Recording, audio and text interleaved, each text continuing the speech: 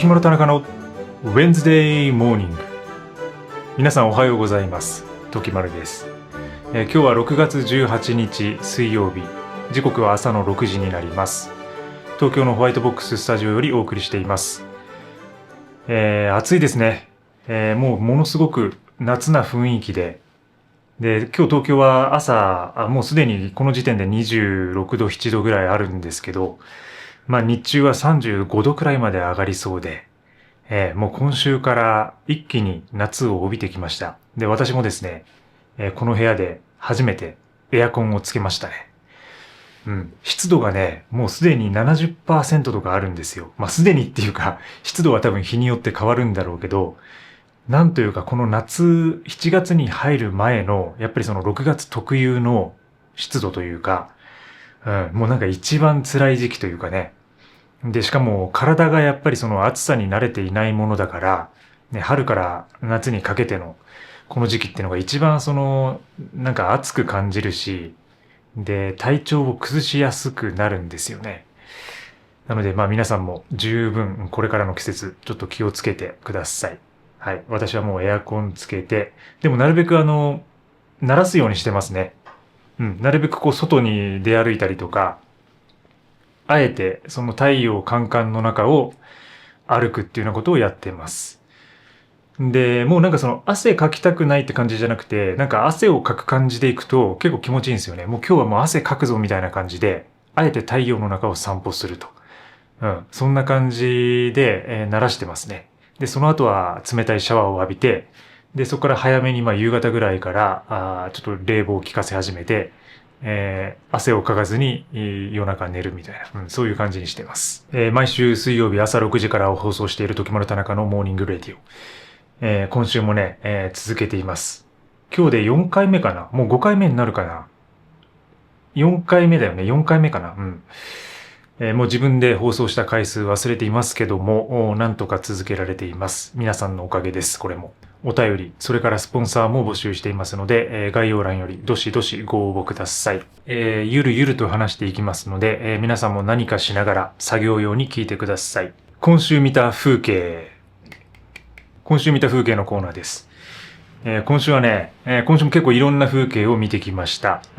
大体目を開けてるんでね、毎日ね。目を開けていろんなものを見てますけども、この間久々に日中に電車に乗ったんですよ、東京都内の。で、結構真っ昼間で、割と人が空いてる時間帯だったんですけど、で、フラッと乗ったらね、そこに6人組ぐらいの観光客の方が、インバウンドの方が入ってきて、で、皆さんね、結構多分長期旅行で遠いとこから来てたのかな。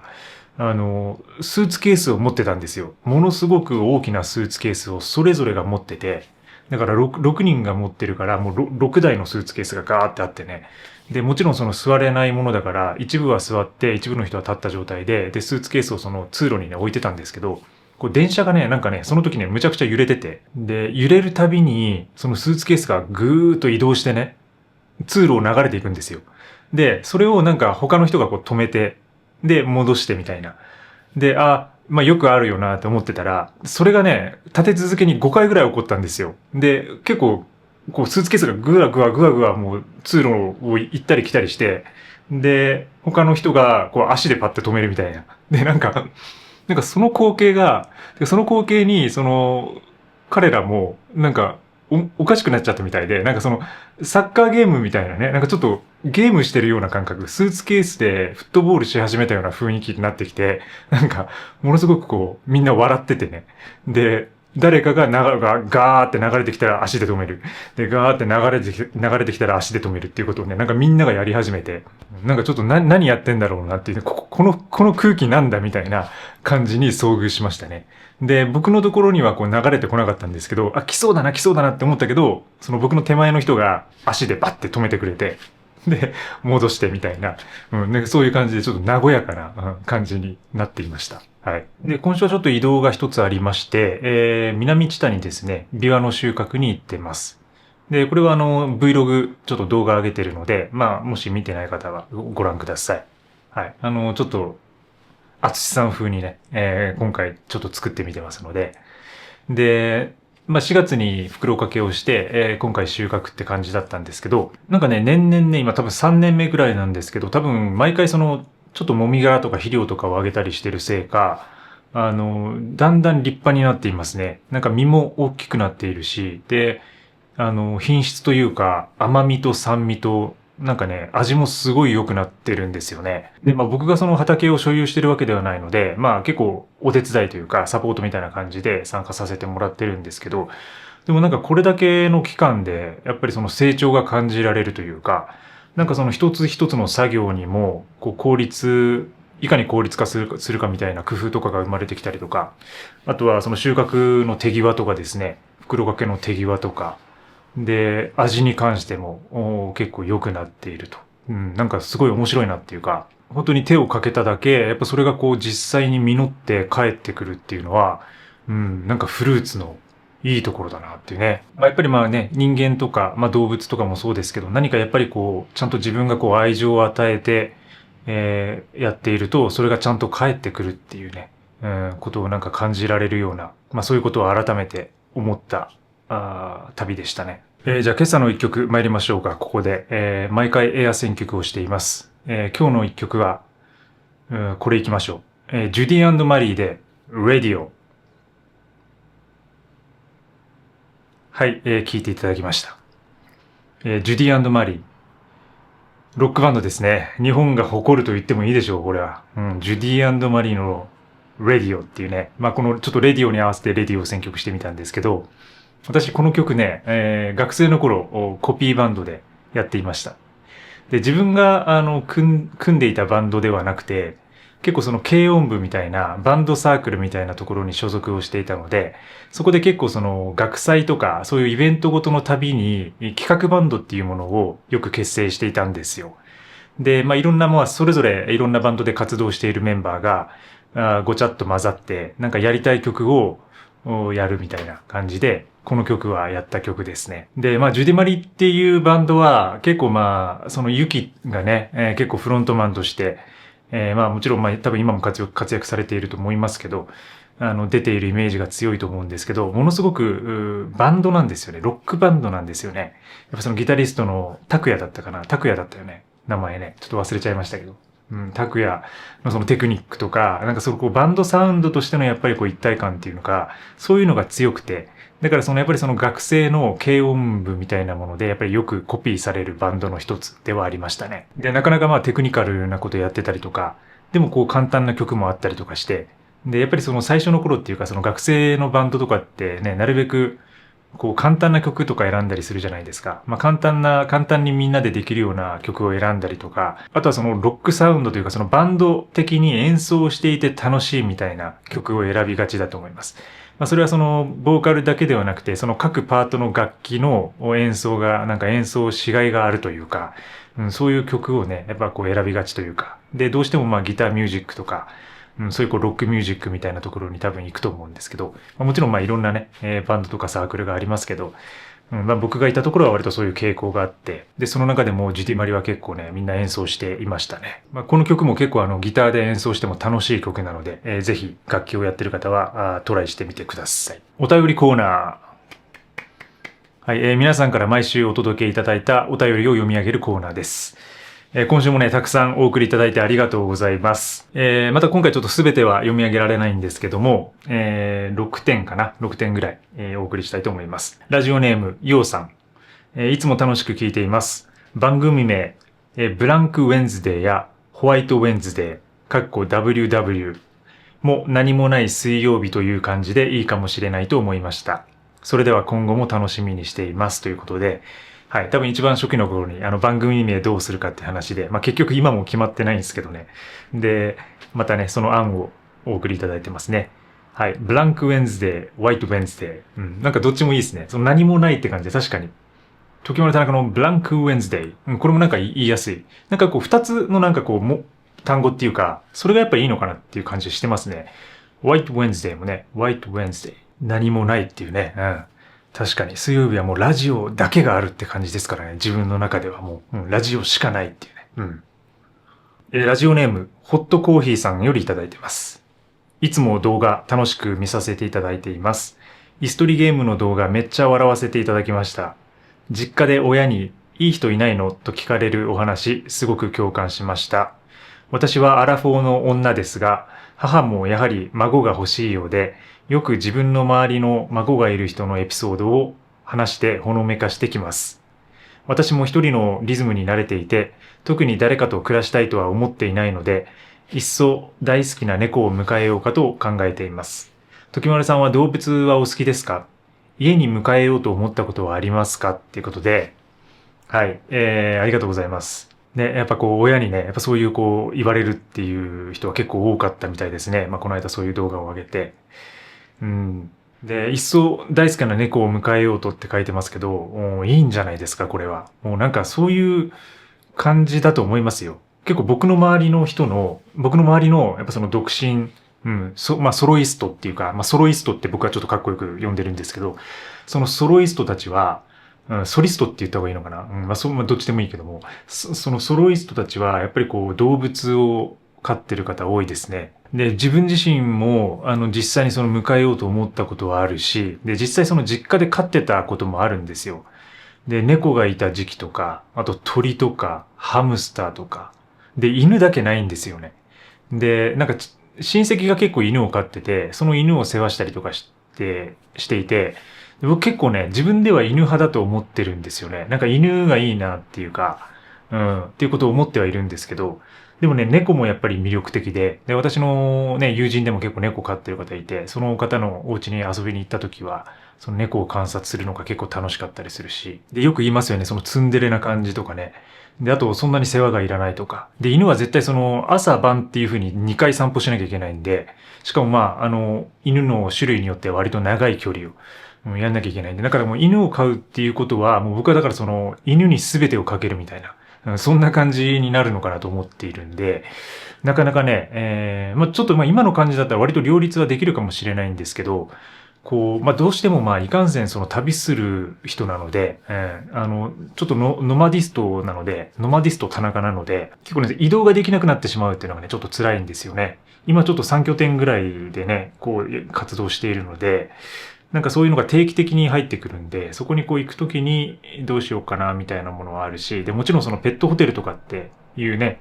選択肢も今ありますけども、それもなかなかこうかわいそうかなっていうなんか気持ちがあったりとか。でも動物っていうのは、やっぱりその、長年ね、昔から歴史的に人間と暮らしてきた歴史があるし、で、家族の一員として心理的なね、サポートとかを本当にこうしてくれるっていうところがあったりもするので、だからその本当にこう一人で、孤独とかっていう人とか、本当にこう何も外に出る機会がないとかっていう人は逆にその動物を迎えて、で、動物と共に生活するっていうのは、いい方法かなとは思ってます。個人的に。でもね、このホットコーヒーさんは、一人のリズムに慣れているけども、多分ね、大好きな猫を迎えると、その猫に自分のリズムをかき乱されることになります。そういう意味では、なんか人間も動物もなんか一緒なんじゃないかってね。なんかね、そういう気はしますよね。もちろんその喋らないだけさ、なんかこう、静かでいいだろうみたいなところありますけど、またそれとは違ったね、こうリズムがやっぱありますので、動物たちには。だからちょっとね、自分は、今んとこはもう、ちょっと自分がちょっと動物みたいなもんなんで、時丸田中という動物を自分で飼ってるみたいなところあるんで、そこでちょっと精一杯かなって今感じはしてるんですけど、もうちょっとこう余裕出てきたら、余裕出てきて大人の男になってきたらね、ちょっとね、あるかもしんないですよね、これね。続いてラジオネーム丸野原さんからいただいてます。おはようございます。ブルーベリーカチコチ冷凍おめでとうございます。ふと疑問が湧きました。ゴールドブレンドやブルーベリーで歯が黄ばみませんか？私は半解凍のブルーベリーを持っただけで、手の指紋が姿勢化します。入れ墨化しますってことですね。対策などを行っていたらお伺いしたいですってことでいただいています。そうね。この間ブルーベリーがようやく冷凍庫で、凍りましたってことで、もう本当にね、これ私もうハッピーボーイなんですけども、本当に凍ってます。はい。で、1年半っていうか2年ぐらいか。1年半ぐらいか。ずっと緩いままでやってきて、冷凍庫が凍らないって問題と戦い続けてきたんですけど、普通にね、今日にしたら凍るんだっていうね、それは当たり前だって。でもそれだけでものすごく QOL 上がりましたね。それまではこう、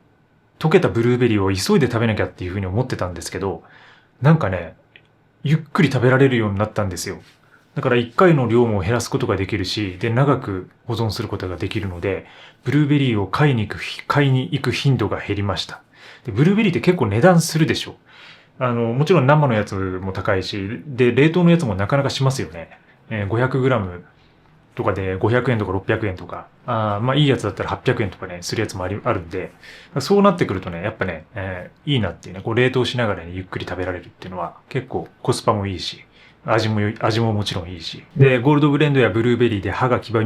みませんかってことですけど、それ極みますよ、これは。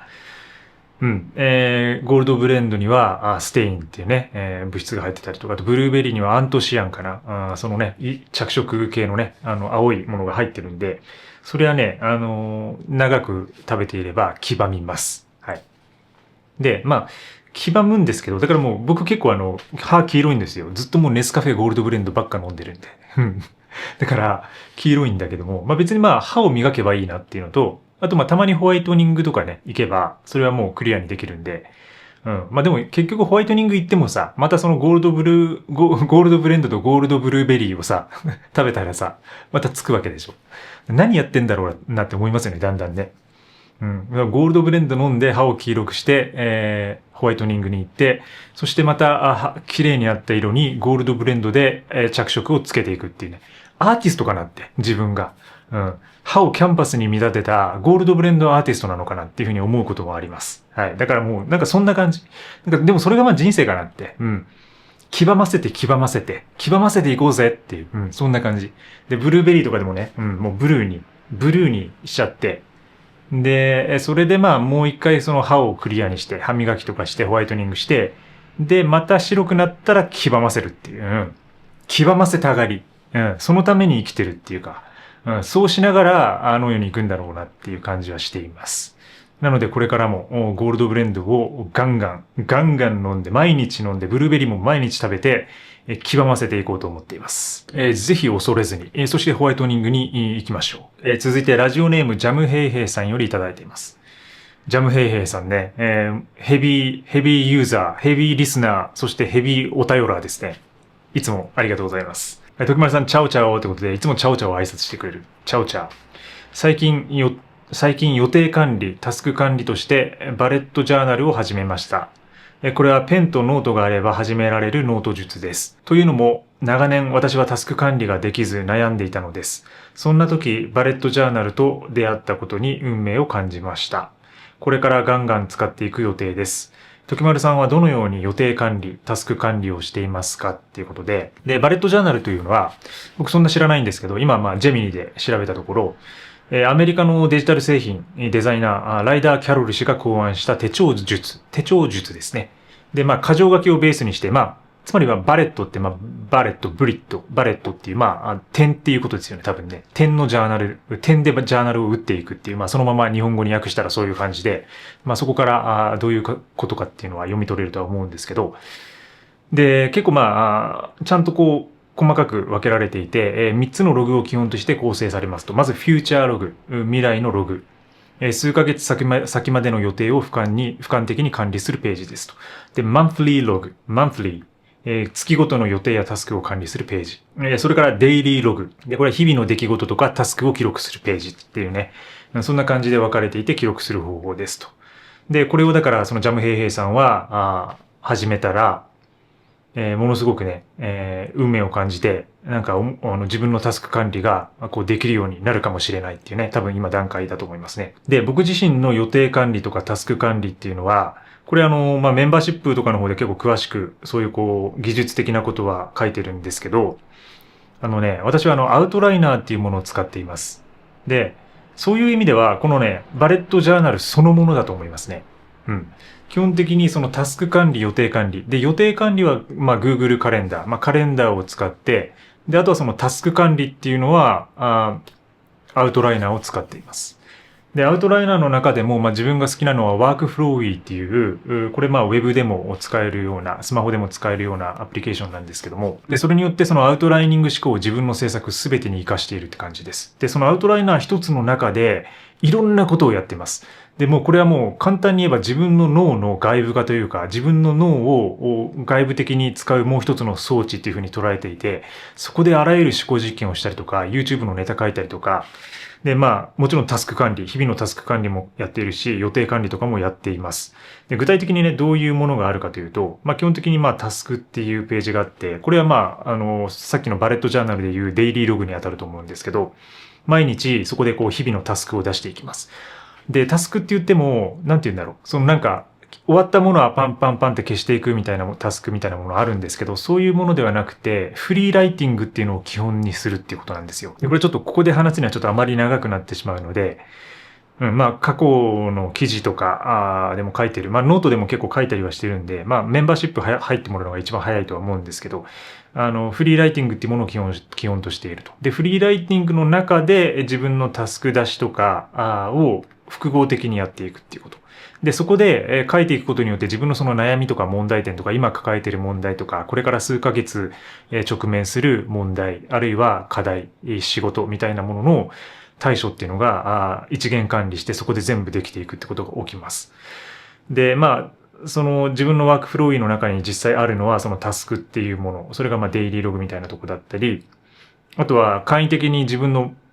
英語の英単語をメモするようなボキャブラリーっていうところがあったりとか、で、タスクっていうのはもう僕5年ぐらい、5、6年ぐらいもうずっとつけ続けてるので、2020年ぐらいからずっとタスクがありますね。それくらいのアーカイブが今全部溜まっているって感じです。で、あとは自分の仕事に関することの作業中のログ。で、それは書いたり、撮影したり、で、旅行したり、旅したりっていうところ、そういうところの自分のプロジェクトみたいなものの塊があったりとか、あとはそのビジネスプランですね。自分の事業プラン。今その抱えている事業に関するプランニングとかをやっていたりとか、で、あとはSNS とかプラットフォームの発信系ですね。で、YouTube、それから自分のメンバーシップ、そしてノート。で、あとはパブリケーション、出版物ですね。出版、本とか、そういうもの、出版物とか、あとはそのヨガの、これは自分自身の練習っていうこともあるし、あとはティーチング、教える方のトレーニングのことを考えていたりとか、あとはハイキングですね。これも自分にとってもすごく大きなプロジェクトで、プロジェクトというか趣味でもありながら取り組んでいることであるってことで、そういうハイキングのこと。で、そこでギアレビューだったりとか、ギアの重さとか、ギアの精査とかをやったりしてます。で、それから、プロジェクトですね。あと個別のプロジェクトがそこに並んでいると。今自分の仕掛かりのプロジェクトが並んでいたりします。で、その中の一つには、買わないものチャレンジとかもあったりします。だから軽いものから重いものまで。で、実際お金になるものからならないようなプロジェクトまでいろいろ並んでいると。で、あとはそのフリーライティングをする場所があったり、中長期の構想を考える場所があったり、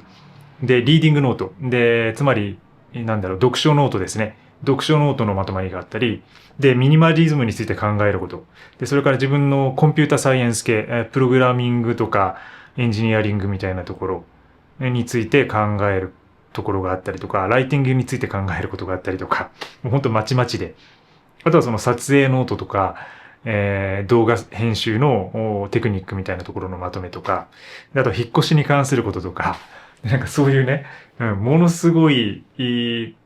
ちょっとね、今複雑すぎるんですけど、そういう風なノードが作られていて、そこで自分の思考の管理とか、アイデア出しとかそういうものを全てやってるって感じです。なので、このジャムヘイヘイさんが取り組もうとしている、このバレットジャーナルっていうのは、これはもっと大きく言えば、アウトライ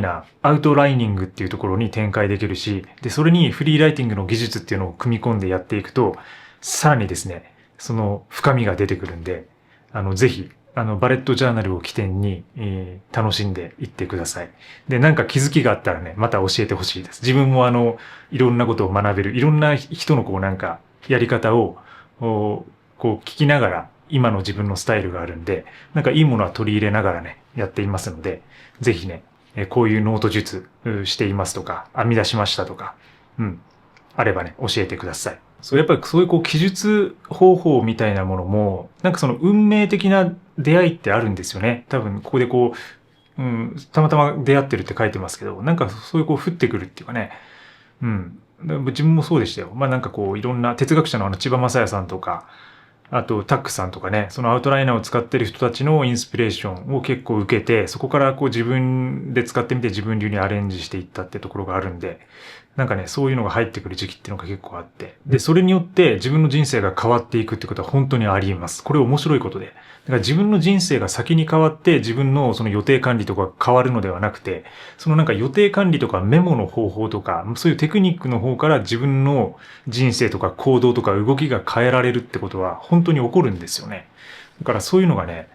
なんか結構面白いなってか、いつまで経ってもそれは。で、多分またこう、今やってることに飽きたら、また次のなんか方法とかが出てくるんだろうし。だから自分のチャンネルでもたまにね、そういうこう、整理術とか、記述方法みたいなものについて話して、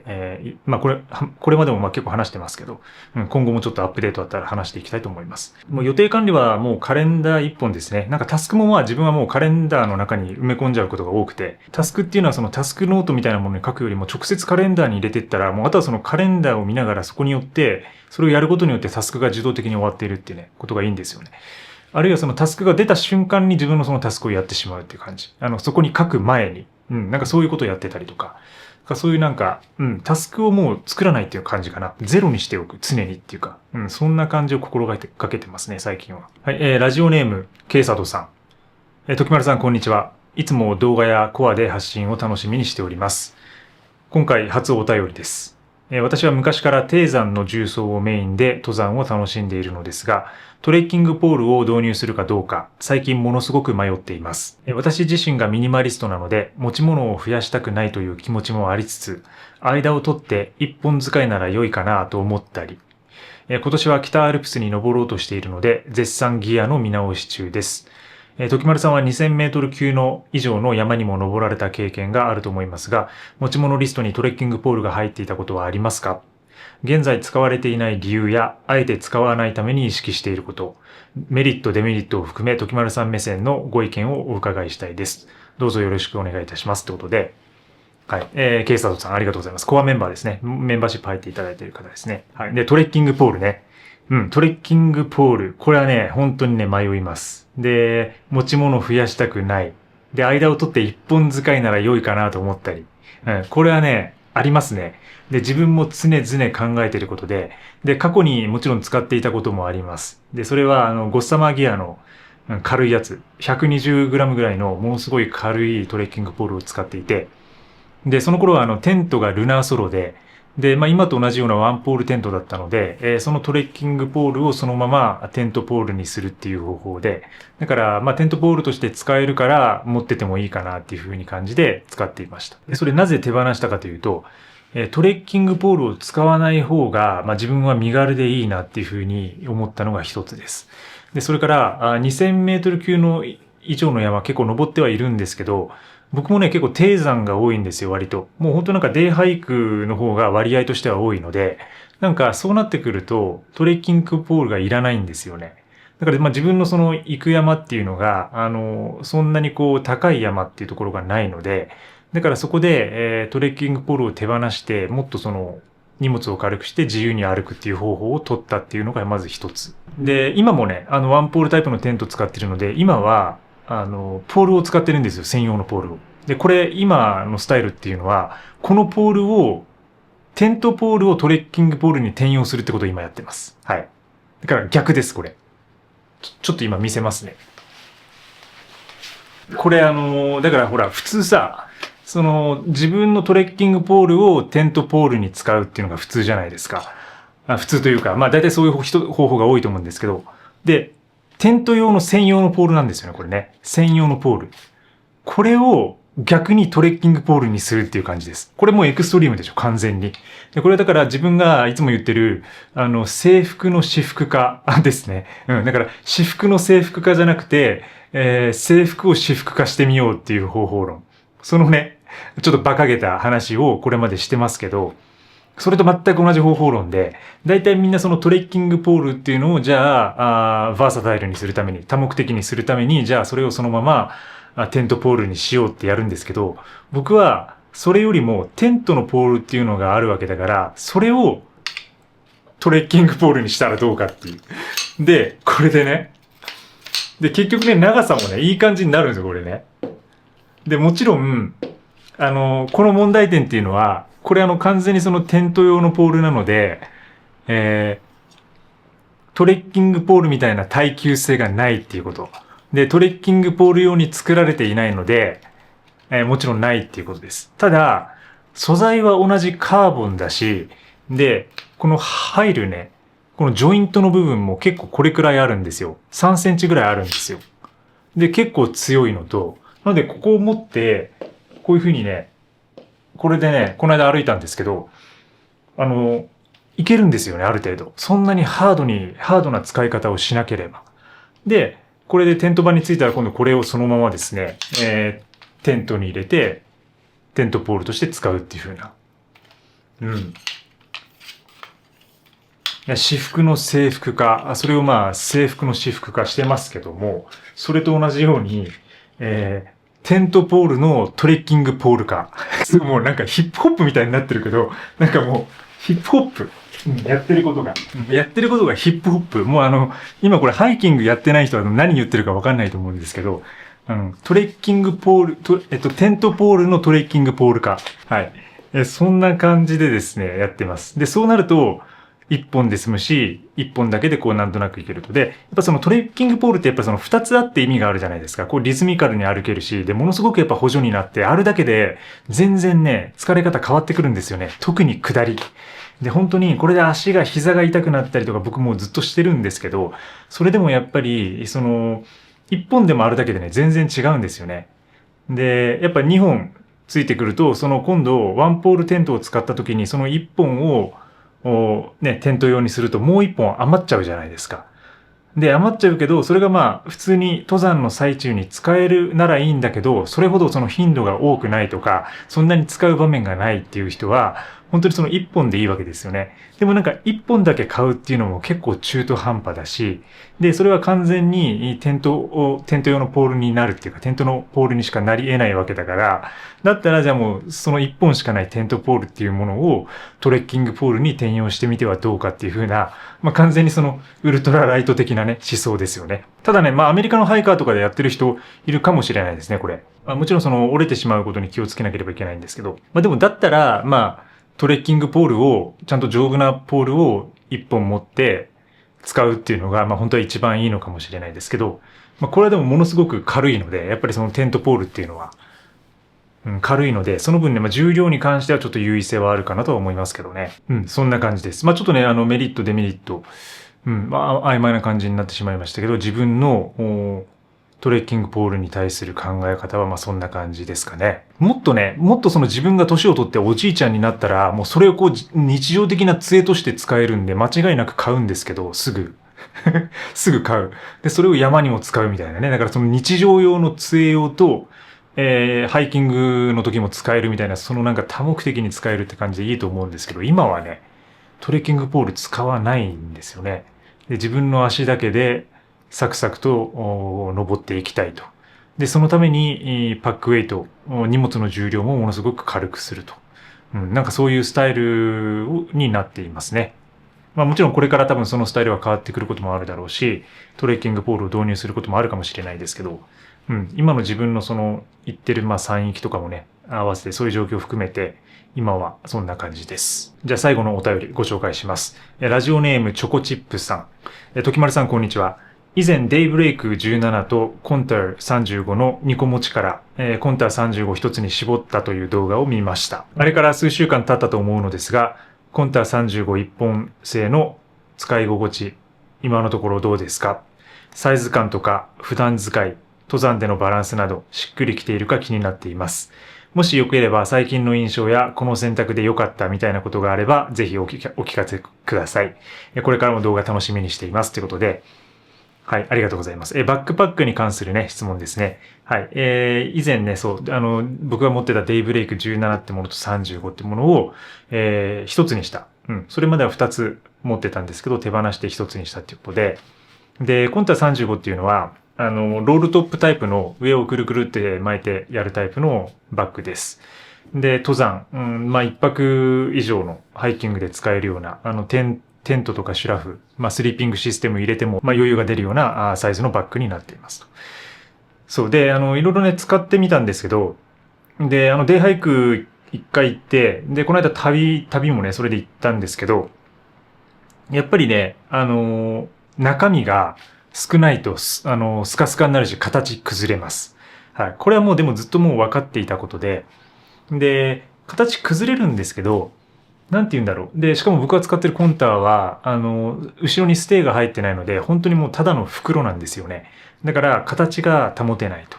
うん。ただ、なんて言うんだろう。この辺のこの辺のまあショルダーベルトのこのつなぎ目とかが、まあ結構しっかりしてるんで、なんかここでこう押さえることによって中身が入ってなくても、なんとなくね、背中にナチュラルに沿うっていうのか、うん、そんな感じはありますね。で、これまでは、やっぱ僕ってその荷物が本当に少ないんですよ。旅行とか行くときもむちゃくちゃ少なくて済むんですけど、このね、35にしたおかげで、もうとにかくその余裕があるじゃないですか。だからそのなんか、替えの荷物とか、替えの着替えとかを結構ね、持ち歩くようになりましたね。なんかとにかく何でも詰められるんで、心にむちゃくちゃ余裕があるというか、そのデイブレイクの時は、本当に厳選されたものだけを選ばなければいけないっていうか、自分で本当にその選んだもの、もう究極に選んだものを入れなきゃいけないっていうふうな気持ちがあったんですけど、何でも放り込んでおけるっていうのと、あとはその日常的にもうこれに、このバックパックに入れたもので生活をしているので、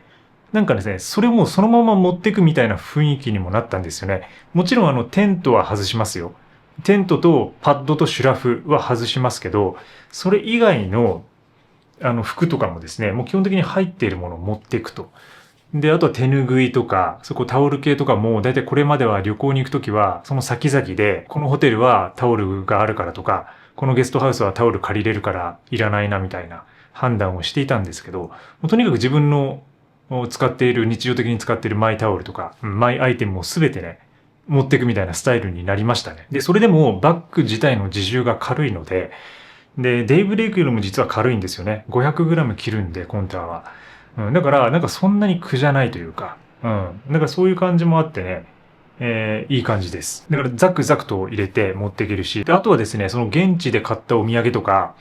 あるいはこっちからお土産を持っていくときにも余裕で入るし、で、この間ほら、ビワの収穫してましたけど、その時もね、ビワをね、あれだけ、大量の、もう5、60個あったと思うんですけど、それをまあ、パックライナーに漏れないように詰めて、まあ、ビニールに入れて、そこでさらにパックライナーに入れて、持って帰ってくるってことをやったんですけど、全然余裕でしたね。で、まあ、なんとなくね、その自分のそのまあ、バランス取るために、一番下にね、軽いものザクザク入れて、服とか入れて、その上に一番重いもの入れて、こう、トップウェイトっていうかね、トップの方でウェイト取るみたいなことをやってきたんですけど、でも全然余裕で、うん、それでもスッカスカみたいな感じなんで、だからまあそういう意味ではしっくりきてるかなと思います。で、その普段使いっていうところで言うと、だからその自分は、もう東京とか都内を移動するときっていうのはバッグを持ち歩かないんですよ。で、ラップトップ、まあ、PC 持ってカフェとかで作業するときはもう PC だけを持っていくんで、手に。うん。で、近くの近所にスタスタっと、もう寝巻きみたいなもんで行って作業するみたいな感じなんで、なんだろう、そのバックパックを持って移動するってことがないんですよね。一泊以上じゃないと。そう。だからそれもあって問題ないですね。うん。例えばその通勤とかしていて、その通勤用のバッグにコンターを使いますっていう風になると、ちょっと考えると思います。うん、やっぱりそのファスナータイプの方がそれはアクセスがしやすいし、で、自分のその仕事道具をね、取り出したりとか入れたりとかってするのがストレスなしにできるので、うん、なんかそういう状況であれば、やっぱりデイブレイクに完全に軍配は上がると思うんですけど、自分の場合はもう都内で、デイリーでこれを使うってことがないんですよ。コンタを使うってことがないんですよね。だからこそできているなって感じがしますね。まあでもね、全然デイリーでも、このロールトップタイプのバッグでいけるなとは思っていて、で、それは一つのテクニックとしては、外のポケットを使うってことです。はい。で、だからそのロールトップの中に入れるから取り出しにくいわけであって、だからもう日常的に使うものは全て外。うん。で、むしろ中身はもうものすごいスカスカで、だから何も入れずに全部外に入れるとかね。そのデイリーで持ち歩くときは。で、まあこの間もパッキングしたときはもうだから外に、だからモバイルバッテリーとか、で、ジャケットとか、で、本とか、ナッツとか、水とか入れて、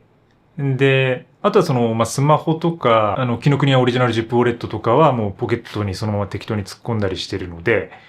まあでもキャッシュレスなんで財布はもう中でもいいですけど。だからそういうふうに全部アウターポケットに入れてしまうようにすれば、もうアクセスはすぐなんですよね。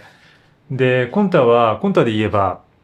結構絞りの調節が効くんですよ。フレキシブルに。で、外のサイドポケットの、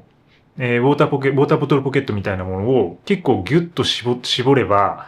なんかね、一つのそこがもう袋みたいになるというか、巾着袋的に使えるんですよね。だからそこが結構面白くて。で、普通のほらバックパックってサイドポケットそのまま開いてて、ね、ガバって入れて、で、ガバって取ったら、なんかそこ空白あるから、なんかそこから物落ちそうとか、なんかそういうリスクあるじゃないですか。でもね、コンタはそこをね、ギュッと絞れるんですよ。で、絞ったら、その巾着袋みたいな感じにサイドポケットがなってくれるので、つまり、そこを、その自分の使う頻度が多いものをそこに置いておくことによって、あとはそこから取り出せばいいって感じになるので、そんな工夫はできるかなと思いますね。チョコチップさんのこの、質問で、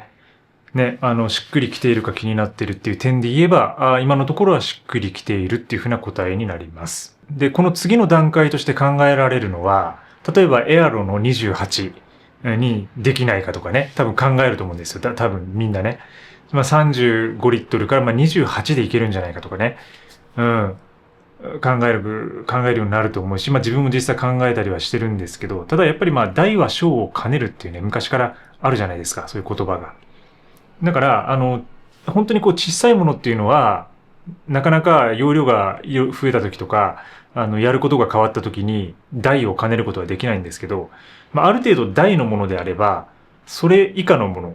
小は兼ねられるってことなんですよね。なんかこのやっぱ昔からのなんか基本原則みたいなもの。これがバックパックにも収まるのかなとは、当てはまるのかなとは思っていますし、そんな感じですかね。はい。ただ一つ言えるのは、バックパックも部屋と同じで、特に私みたいなワンバックワンライフのスタイルを貫く人にとっては、部屋と同じと考えてもらった方がいいです。つまりどういうことかというと、部屋っていうのは広ければ広いほどいろんなものを入れたくなるじゃないですか。その自分の家もそうですけど、大きな家に住めば住むほど、このソファーがいい、このテーブルがいい、で、この大理石のこれがいいとか、で、自分のワークスペースにはちゃんとデスクを置いて、で、本棚はこれ、壁一面の本棚、みたいなのをどんどん入れたくなると。で、クッション、そしてアート、隙間にはアートをね、飾らないと部屋が閉まらないので、広い空間にはどんどんアートを入れて、で、絵とか彫刻とかね、そういう感じになってくると思うんですよ。大きな部屋、大きな家に住むと。で、それと一緒で、バックパックも、容量が大きいと、そこに詰めなければならないっていうふうな意識が発生する。それには、ちょっと思い当たるところが今回ありました。でもそれがいい方向にね、琵琶を持って帰るとか、そのお土産をね、詰められるとか、いくらでもね、ちょっとリスクがあるようなところで、予備のね、ちゃんと服とか、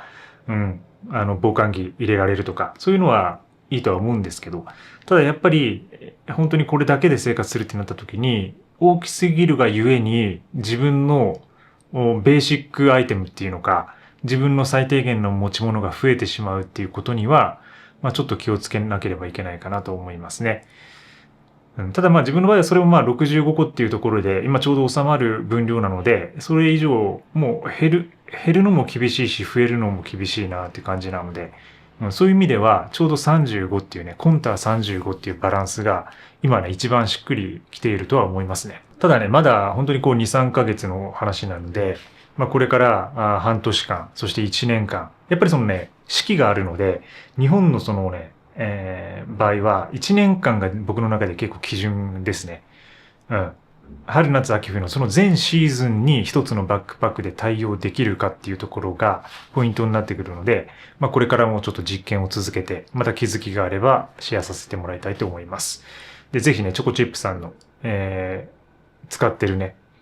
ものとか考えてることとか、使ってるバックパックとかね、そういうのもね、教えてください。理由とかもあれば。はい。ということで、お便りありがとうございます。はい。続いて、コメント読み上げコーナー。はい。皆さんから動画にいただいたコメントを読み上げていきたいと思います。はい、1週間ね、1週間分って感じですね。今週もたくさんのコメント、そしてリアクションいただきありがとうございます。どこからだったっけな、リストリゲームか。リストリゲームあたりかな。なんだかデビッド・リンチの映画を見たような感じになりました。最大の賛辞。褒め言葉ですね、これは。デビッド・リンチが好きですね、僕は。結構。あのクレイジー親父というか、本当に、彼は。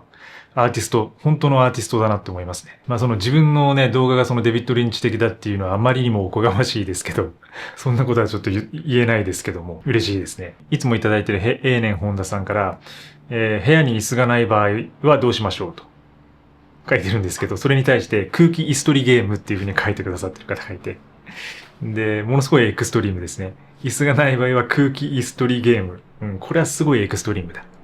もう足パンパンになるよ、これ。嫌いじゃないです。で、椅子取りゲームとは関係ないですけど、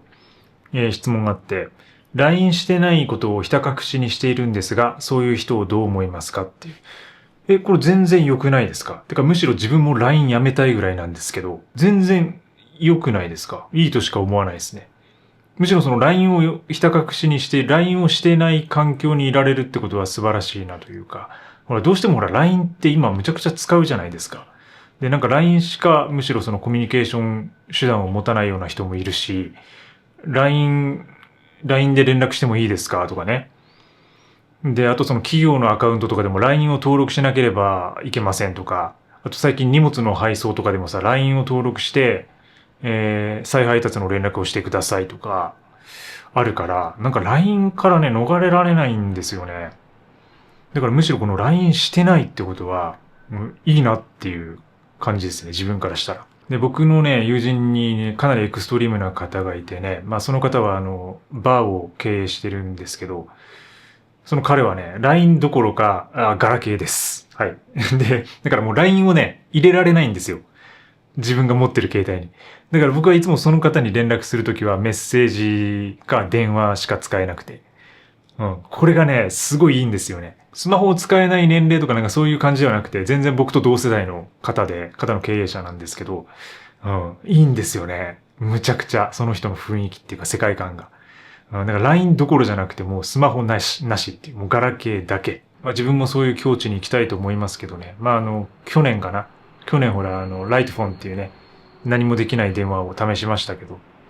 やっぱりね、本当にいかにそのスマートフォンっていうものに時間を取られているのかっていうのがわかりますね。なかなか日常生活を送る上で、LINE とかメッセージ系のアプリは何かしら必要だなっていうのは思いますけど。旦那が時丸です。普段 YouTube 見ない私も時丸さんにハマってしまいました。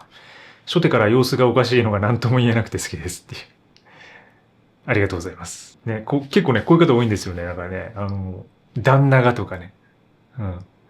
嫁がとかね、夫が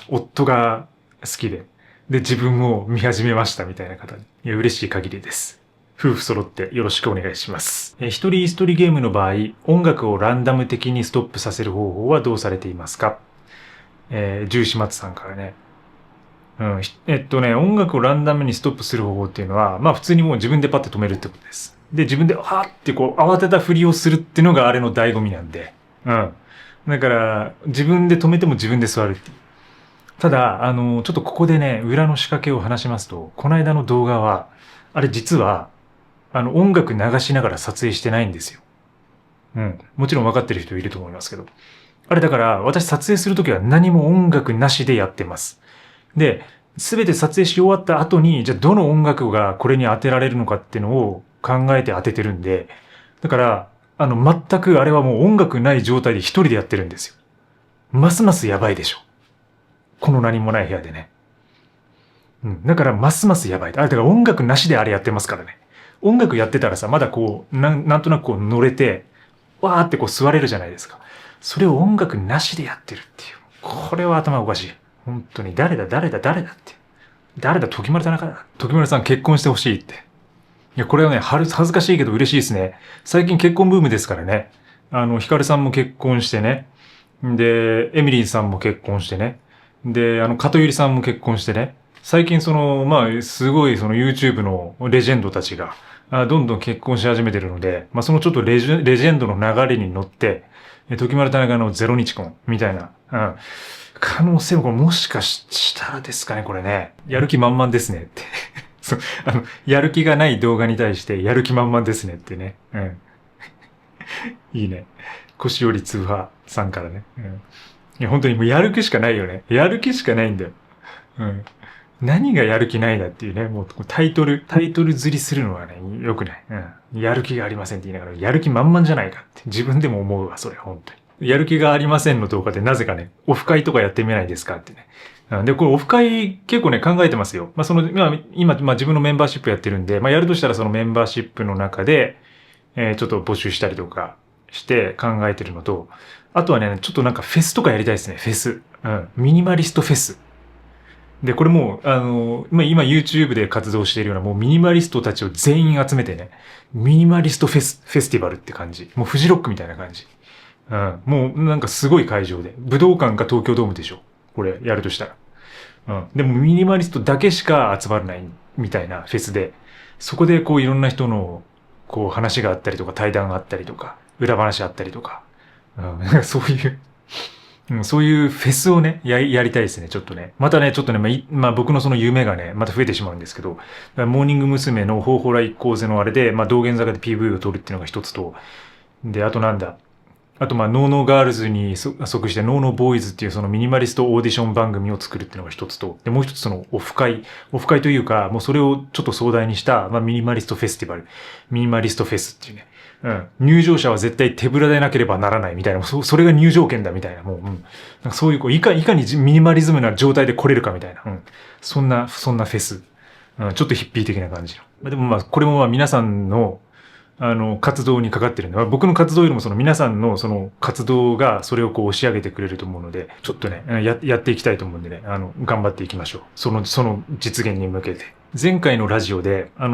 水道局の話したんですけど、なんかいろいろみんな教えてくれてて、そのね、日時があんまりこうはっきり決まっていないっていう話で、水道局アプリに添付されている HP に、ホームページに、期間は掲載されてますよって。検診月が偶数、奇数月の人によって変わるみたいですっていうね。うん、そうなんだ。検診月が、そうか、偶数の人と奇数の人がいるわけだね。これはね、検診される月が。で、それによって変わるんだね。で、4ヶ月だから、これはもうホームページをチェックしろってことか。いや、だったらさ、そのメールに、そのウェブサイトをチェックしてくださいぐらい書いてよって感じだよね。うん、せめて。だからそういうさ、なんかその、何か、他のものに誘導するのはね、ミニマルじゃないんだよね。もうその一つで完結させてほしくて。で、それ書けばいい話で。でもね、よくね、その、結構公的な文章とか、公的な会社とか、あと結構硬い会社ってそういうの多いじゃないですか。パスワードは別で送りますとかね。詳細はこの添付の PDF を見てくださいとかね。いやもうそうじゃなくて普通に書けよって。うん。ノーマルテキストで、プレーンテキストで書いてくれって。もうマークダウンで書いてくれって。プレーンに。うん。でもね、こういうのが、やっぱりその世界を複雑にするし、世界をカフカ的にするっていうか、うん。カフカ化する世界っていうかさ、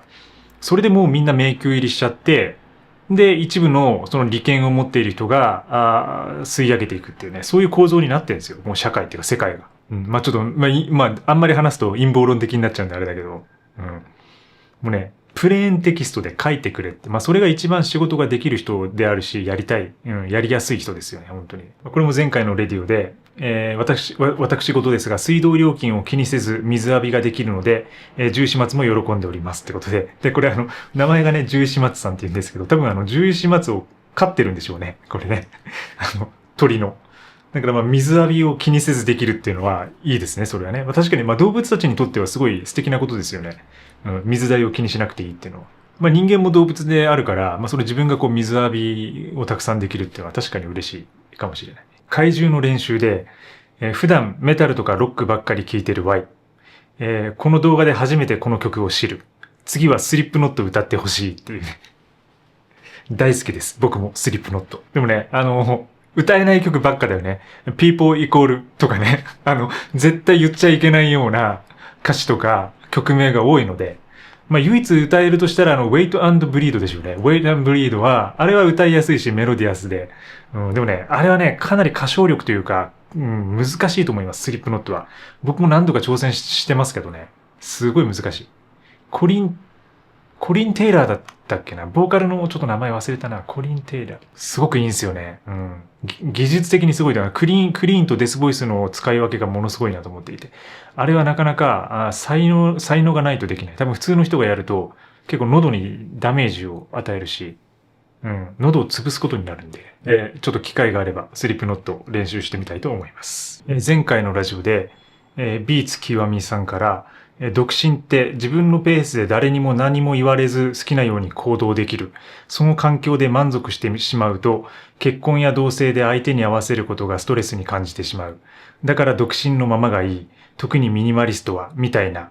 言い方悪いけど自己中だなと思う。結婚って相手に合わせたり、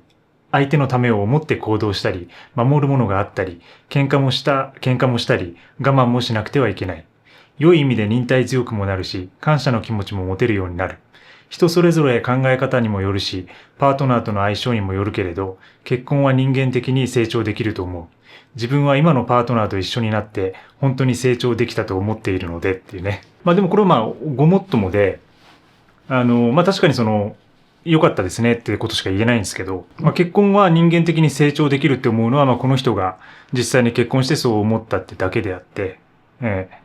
で、それは本当に素晴らしいことだなと思います。ただ自分で言い方悪いって書いてますけど、これは言い方悪いですね、これね。だって独身ってまずね、言ってる時点で、独身をちょっと馬鹿にしてるというか、やっぱ自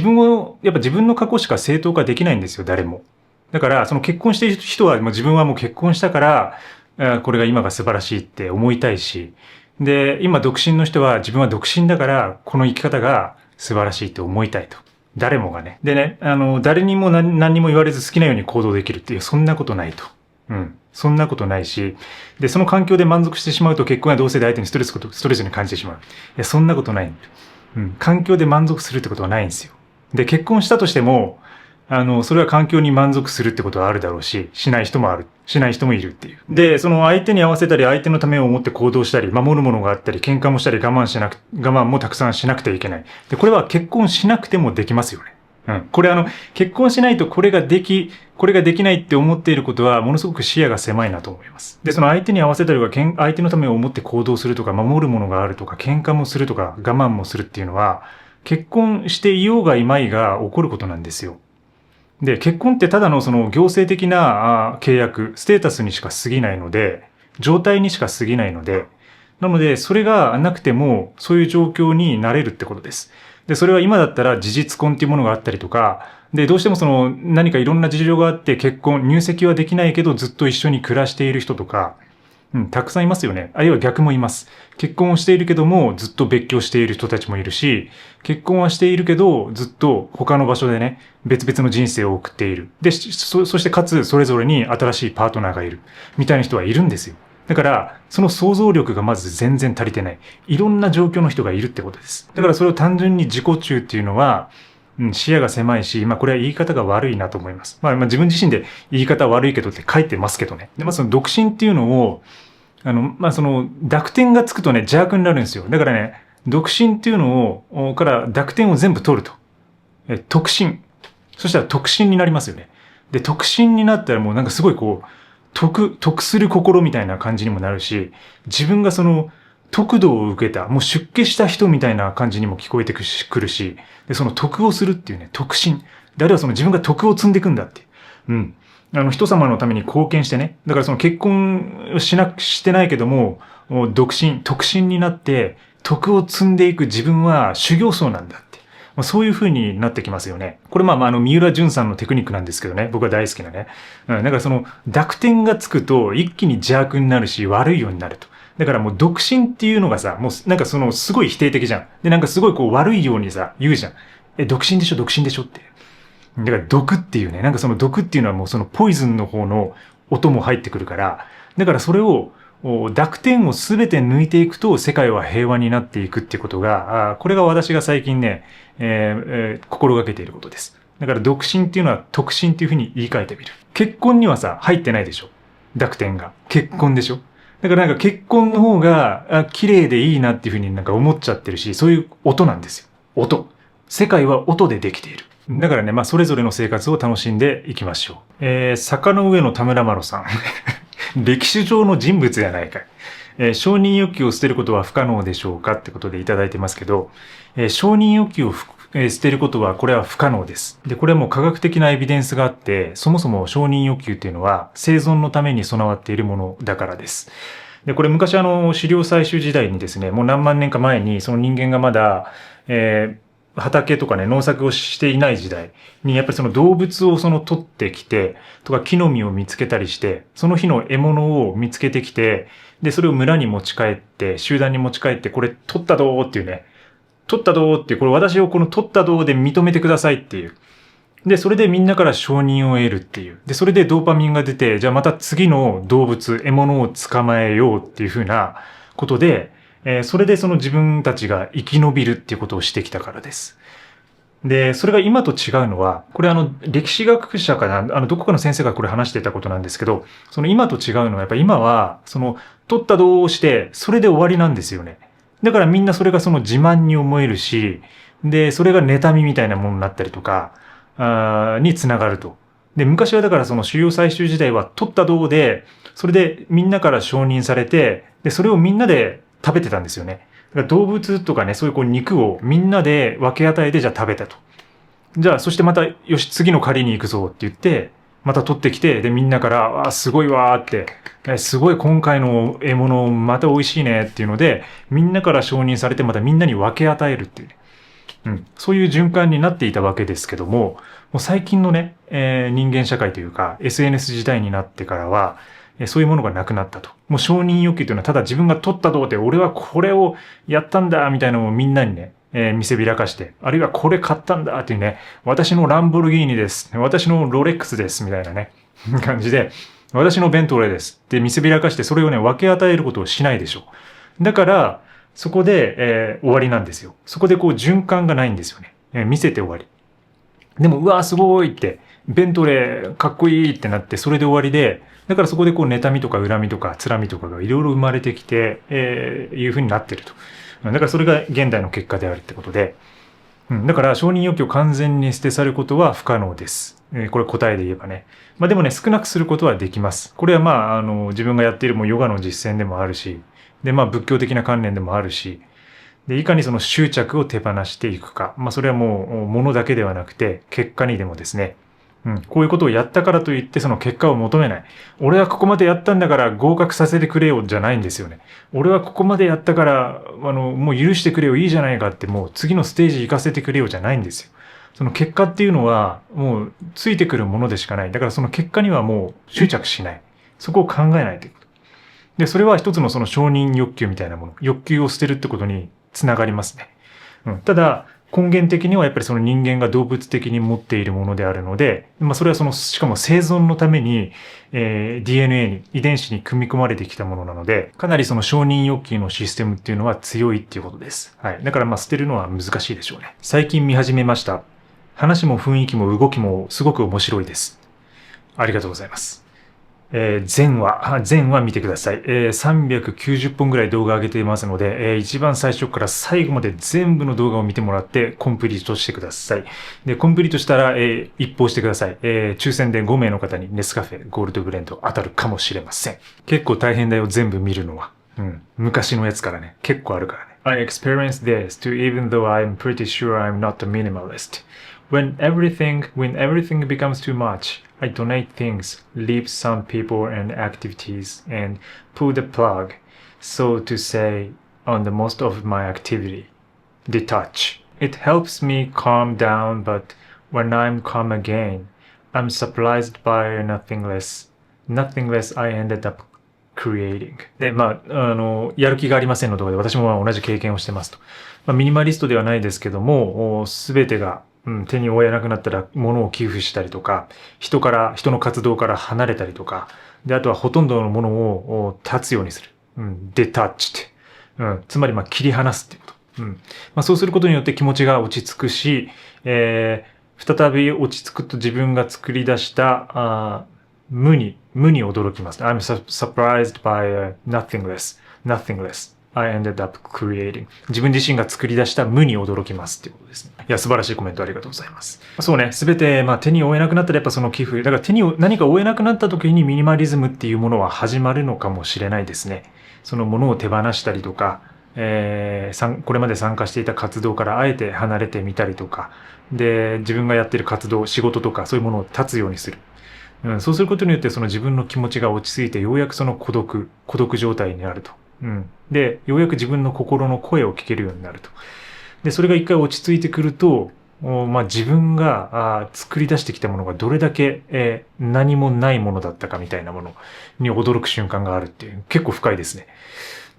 でもその感覚はすごくわかりますね、僕も。やっぱり冷静になって考えてみると、自分がやってることがいかに nothingless なものであるか、meaningless なものであるかっていうのがわかるし、で、それをまた自覚した時にまた作ろうっていうふうに思えるんですよね、なぜか。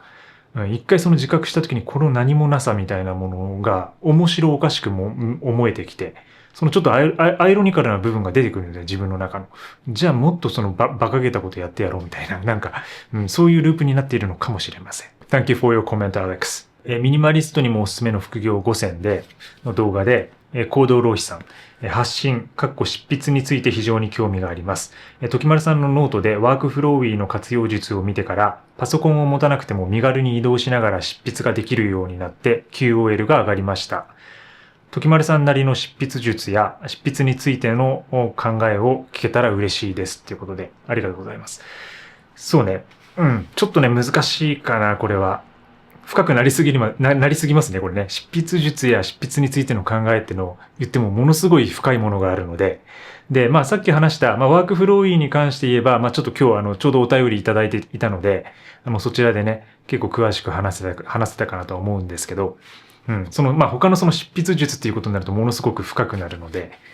これはね、ちょっとね、また別の機会にゆっくり動画で話したりしたいと思います。で、メンバーシップではそういう技術的なことをやってるので、そちらね、ぜひ興味あれば覗いてみてください。で、最近は自分はそのアウトライナーの部分と、あとはその執筆のエディターっていうのを2つに分けていて、で、最近ちょっとコード用のエディター、カーソルっていうものを使ったりしています。で、ユリシーズっていう風な執筆のエディターがあるんです。僕はそれが結構好きで、これまで長年ブログとかノートとか文章を書くときにはそれを使っていました。で、自分が過去に出版した本ですね。これも結構ユリシーズで書いているのがほとんどです。はい。で、ただそこからちょっと新しい方向に行きたいなと思って、で、最近はそのエディターですね。コードエディターをあえて執筆用に運用できないかっていうことを考えて、いろいろトライしている最中です。で、もうちょっと具体的にね、その執筆術とか、その内容についてもうちょっと具体的な話があれば、またコメントいただければ、それについて答えていきたいと思うので、かなりその執筆術って言うとすごい広くなっちゃうんで、でも前々からね、ノートとか見ていただいてありがとうございます。質問、TVer は使いますかってことで、TVer は使ったことないですね、僕ね。TVer で何が見れるかも知らないし、TVer 一回も契約したことないかもしれないです。何があるんですかね。いいのが放送されてるんでしょうか。で、最近ね、30代独身男の日常というね、気づいた人は気づいたと思いますけど、アツシさんの、パロディとか、オマージュやっています。インスパイアドバイアツシさんで。いや、やっぱね、人間、アツシさんすごいな。僕も昔からかなり見てて、で、かなりというか、その Vlog 時代より前から、そのミニマリズムの発信まだしてた頃からね、見てるんですけど、やっぱりすごいなっていう。Vlog っていうものの体裁をあれだけ、自分でフォーマットして高めたっていうのは、やっぱりすごいなっていうことを思っていて。で、ほら、形式のフォロワーみたいな人たちがたくさん生まれてるでしょう。で、だから僕もその安易にやっちゃいけないなっていうのはもちろん思っていて。で、今回はだからかなり、なんていうか、自分の中ではものすごいそのインスパイアドバイというか、本当にリスペクトを込めて作ったものです。で、やっぱりその日常的な Vlog っていうものが、いかにね、その撮影の技法とかに関してもね、あとその自分の喋るテクニックとか、あと音声とか編集とかそういう細かいところの技術的なところとかがいかに難しいのかっていうのがあれやってみると本当にわかるんですよ。で、僕もね、何度もその Vlog とかね、旅の動画とか作ってますけど、だからいろんな形式で私は作ってるので、だからなんて言うんだろう。エクストリームですよね。時丸田中っていう、別にそのチャンネルも Vlog チャンネルでもないし、で、かといってそういうミニマリズムとかヨガとかだけのことを解説するだけのものでもないし、で、結構だから何やってるかわかんない。本当にふざけたことしかやってないような感じで、全てが冗談みたいなチャンネルではあるんですけど、そういうね、いろんな、ちょっとメディア論的にいろんなものを分析したり研究したりするのも結構好きなんで、本当にそのミニマリズムというカテゴリーが、まあ、もしその YouTube の中にあるとするならば、その淳さんの Vlog っていう形は、かなり、一つのなんかフォーマットとして、これはもう元祖というか、まあそのオリジナルみたいなものになってると思いますね。で、もちろんその淳さんも、初期の頃からいろんな人のその Vlog とかをこう研究したりして、で、そのいろんないいとこを取り入れたりして作ってるわけですけど、やっぱりあれにしか出せないというか、味みたいなものがあったりして、で、そこが一つのオリジナルになると。いろんなものを仙台の人たちがやってきたものとかを集めてやることによって、それにオリジナリティを付与するっていうことに成功している稀有な例だと思います。はい。だからあれはもう、誰が真似しても、慣れないんですよ。淳さんには。うん。これがだからすごいところで。だからまあ自分もやってますけど、全然追いつかないというか、全然慣れないなっていうのはもちろん思ってるし。で、それをやったことでわかるしね。だから作ってみることで、自分がいかにその淳さんの生活とか、その撮影の手法とかね、そういうものからかけ離れているなっていうのもわかるし、だから結構、その自分のまあ制作的な観点で言うと結構大事なんですよね。その人のものをコピーする、完コピするっていうのは結構大事で。で、それ多分自分が昔から音楽をやってた観点から来てると思うんですけど、やっぱりその音楽って全て模倣であり、全てがコピーから始まるんですよ。だから自分のオリジナルの楽曲を作るにあたっても、その最初はまずいろんな楽曲を聴く必要があるし、それを完全に演奏できるようにコピーする必要があると。で、まあ映像制作とか YouTube も結構それに近いようなところがあって、まあそれのちょっと実験的なところで今回作ったって感じです。で、それに対して皆さんいろいろコメントいただいて本当にありがとうございます。待て。朝、淳のブログ見て始まって、夜これで終わるのきちいって。いや、いいなこのコメント。うん。朝ね。だから多分淳さんはもう決まってるんですよ。日曜日の19時に絶対上げてるので。で、それ見て、で、僕はその月曜日に上げたんですよね、これね。だから夜これで終わるのきちいっていうね。確かに朝本家の方を見て、夜なんかちょっとそれの劣化版のね、偽物みたいなやつで、しかも出てくるの俺だしみたいな。出てくるの時丸田中だしみたいな。それきついなっていうね。ようこそ講和へ。いつも講和から見てますってことで。いらっしゃるんですね。講和に住んでる方がね。いや、嬉しいです。年に、まあ、3回ぐらいは、その畑の世話でね、行ってますので、いや、ここは素晴らしい場所です。私もね、なんか、全然ゆかりこれまで全然なかったんですけど、農業を始める前までは。でもなんかこう行くたびにね、新たな発見があるし、やっぱりその海と山と畑と、で、なんか、いろいろもう食も美味しいし、なんかいいなっていうね。ああいうこう自然がこれだけ近いところに、まあ、東京から行くと結構離れてますけど、ね、名古屋の市内から行くとすごい近いんで、ああいうところにあるのはすごいなって思いますね。島もあるしね、島も2つあってね。タコで有名な島とかがあるんですけど、一回行ったことがありますけど、船乗ってね、結構いい感じなんですよ。西の淳、東の時丸っていうね。もう褒め言葉すぎる、これは。なんか東の代表みたいにしてもらってますけども、申し訳ないですけども、褒め言葉すぎるって。はい。ということで、今週も人間をやっていきます。今日も最後までご視聴いただきありがとうございました。また来週ですね、水曜日、ラジオを放送しますので、ぜひ聞いてください。で、他の動画も上げていきますので、ぜひお楽しみに。まだまだ週の半ばですが、暑いですが、皆様も体調には気をつけて、今日も良い一日をお過ごしください。ありがとうございました。また次回の放送で。チャオチャオ。